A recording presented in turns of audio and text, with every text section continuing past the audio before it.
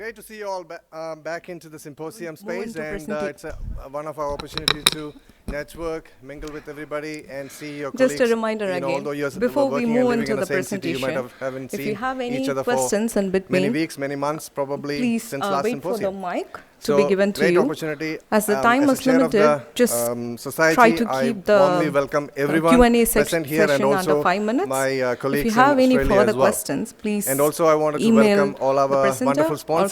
Without their help while and on the break. Support, we wouldn't have been the first session here today, and is sponsored by our gold sponsor, GSK, to formally commence our program. Group. We are honored to welcome our keynote speaker, Varsha Davendra, as she shares insight on leadership and allied health. Varsha is an experienced healthcare leader with 15 years of clinical and operational management expertise across New Zealand and United Kingdom. She is currently serving as a clinical director of allied health, scientific and technicals at Counties Manukau, and professional lead for occupational therapy. Her career spans senior leadership and advanced clinical roles in acute rehabilitation and community services, with major contribution to integrated stroke care, workforce development, and commissioning innovative models of care. Internationally recognized for service excellence, she champions collaboration and innovation with strong focus on better outcome of patients and advancing health equity. Please join me in welcoming Varsha Davendran. Have a good day. I don't want to make it so formal, but again, as I said, learn and network and enjoy. Have a good one, everyone.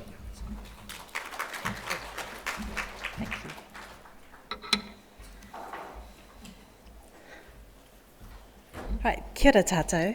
Tēnā koutou katoa. No mai haere mai. I want to invite Valerie and Lionel as a token of appreciation for coming over and blessing our day today.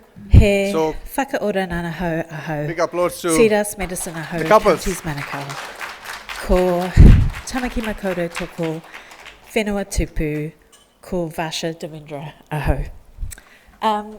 Thank you, everybody, for letting me come and speak today. I just gave a little bit of a brief outline about myself and my identity, but I'm actually here to talk, obviously, about allied health leadership.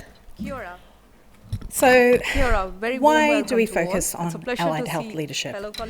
You guys are all part of allied health, and allied health professionals play a key role in healthcare delivery, such as yourself, renal physiologists, physiotherapists, occupational therapists, and many other professions. Before we start the program, there's about 43 different professions that are considered part of the allied health professionals there's 2 exit doors to your left. It is also a very complex healthcare environment with pressure, resource constraints, and the requirement for interprofessional working. Strong leadership, not just managerial oversight, is essential. Meeting, which is As I've said, we've got a very diverse allied health workforce and connect with the colleagues in the foyer. Encompass both therapeutic and technical roles. My own personal portfolio, I've got about 12 different professional groups between my clinical director role and my OT professional leader role. As allied health professionals, how we have 8 more minutes before we kickstart the AGM, so I need to kill that 8 minutes. Helps move our professions forward. Mainly because we Today, have a few my members focus will be on joining online, leadership and they're expecting to start and the how AGM at it helps in empowering allied health teams to move forward, but also I'll share 8 minutes, I wanted reflections to introduce of my our own sponsors predominantly. Without, as I said, So without their help, it I'll wouldn't start have off been with possible a to few run this slides, symposium. just talking about this year we are leadership so and then compassion. grateful to have So when we GSK talk about leadership, as our we need gold to be clear sponsor. that we They've aren't been so talking good about ever management. since we have started the Management collaboration, and often they are here to fundamentally present leans here as towards well. processes. Alia and It's about planning, Maria, organising, I'm not sure whether they're budgeting, here staffing, yet. and ensuring systems So are running efficiently. Yeah, so having a gold sponsor Leadership, for on the an other hand, event like is about this is purpose really important. and people. And also, it is our It's responsibility about to inspiring a engage shared with them vision, and also fostering network collaboration, and motivating talk to them. others So to don't grow feel shy. and And progress. next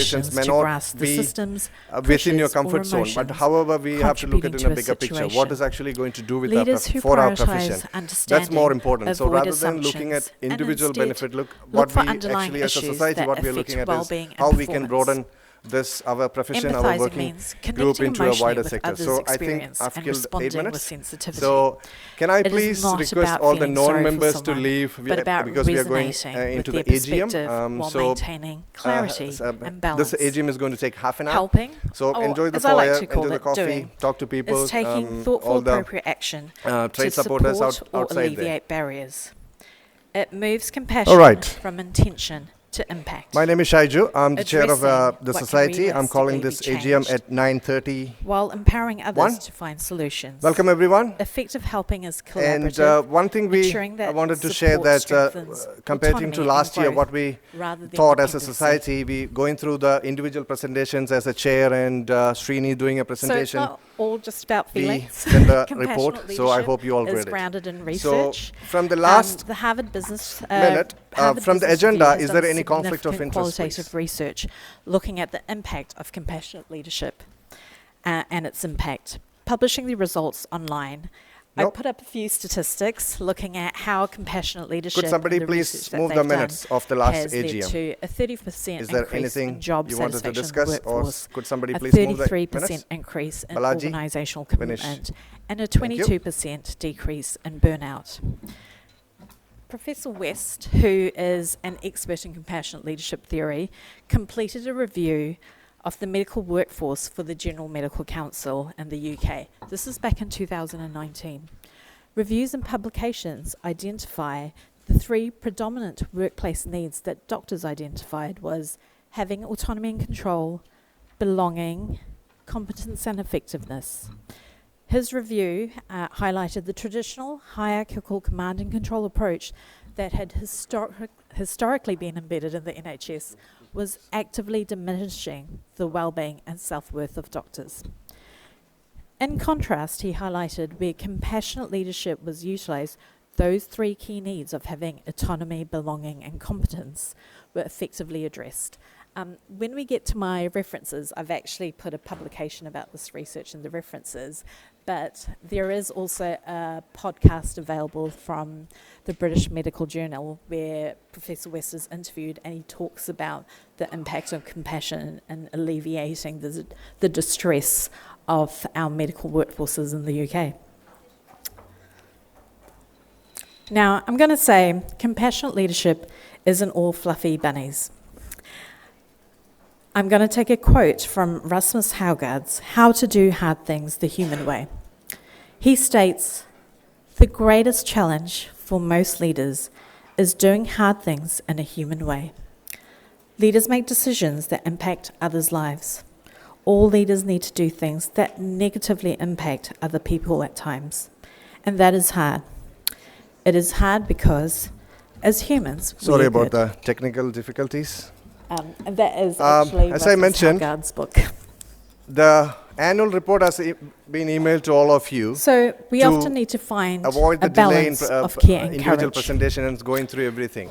So I trying to I choose hope you courage spend some over time to comfort read because those reports, our and tendency is we wanted to avoid make sure discomfort. that everybody get the But feel of what effective is happening leaders in the society step beyond space. fear We're going or through a lot of changes, apprehension both to in an address employment space difficult as well issues with honesty CPRBs and and the integrity. society as well. So rather And than without just this courage, having a challenges are 5 often minutes left presentation here, unresolved as a and society, trust we thought it erodes. is better the information is We given need to out to exercise you caring in advance candor before coming into the by being AGM, so that gives you an compassionately opportunity honest. to go through, read, Growth understand, requires feedback, and allow yet more feedback time for without question and answers. compassion can be harmful. Any questions from that report? Caring candor combines kindness with directness, ensuring messages are delivered clearly and Somebody emailed me respectfully last night, so that I'm real not mentioning the name, understanding and improvement can follow. about a clarification, which is good, although it was late and we So had a why chat does and this matter clarified that. in the allied health context? In allied health settings, leadership is often distributed Any across questions? professional teams, locations, and they require Thank you. relational and inclusive leadership rather than pure And hierarchical also for the control. finance report as well, we If I think about compiled our everything renal in team one at Counties report, Manukau, so it is we have already there. myself as the clinical director for Allied Health. so We have Mari Dawson, yeah, I mean, who's the our professional lead running for of, renal physiology, expense and for we running have the society is Wendy not Ravlich, that who's our service manager, and she's easy, a as you all know, so you've and got we three live in a very professional volatile groups financial trying to situation lead at this a singular workforce. any professional society or any business. So Evidence we've been, shows compassionate really leadership trying hard is to supportive, make it but with better financially